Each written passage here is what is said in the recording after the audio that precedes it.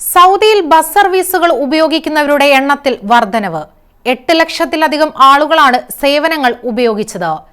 കഴിഞ്ഞ വർഷം അവസാന പാദത്തിലേതാണ് കണക്ക്. സൗദിയിലെ പ്രധാന പൊതുഗതാഗത സംവിധാനമാണ് ബസ് സർവീസുകൾ. പബ്ലിക് ട്രാൻസ്പോർട്ട് അതോറിറ്റിയുടെ കീഴിലാണ് സംവിധാനം.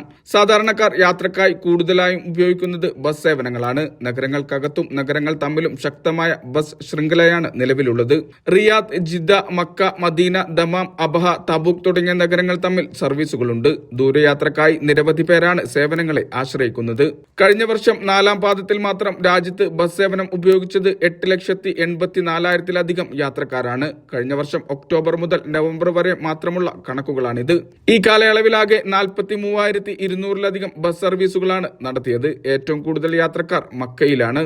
ഇവിടെ 2,59,600 പേരാണ് സർവീസ് ഉപയോഗപ്പെടുത്തിയത്. 1,98,400 യാത്രക്കാരുമായി റിയാദാണ് തൊട്ടുപിറകിൽ. കിഴക്കൻ പ്രവിശ്യ, മദീന, അസീർ എന്നിവിടങ്ങളിലും നിരവധി പേർ സേവനം ഉപയോഗപ്പെടുത്തി. പൊതുഗതാഗത സംവിധാനം മെച്ചപ്പെടുത്തുന്നതിന്റെ ഭാഗമായി നിരവധി സംവിധാനങ്ങളാണ് നിലവിൽ രാജ്യത്ത് നടപ്പാക്കുന്നത്.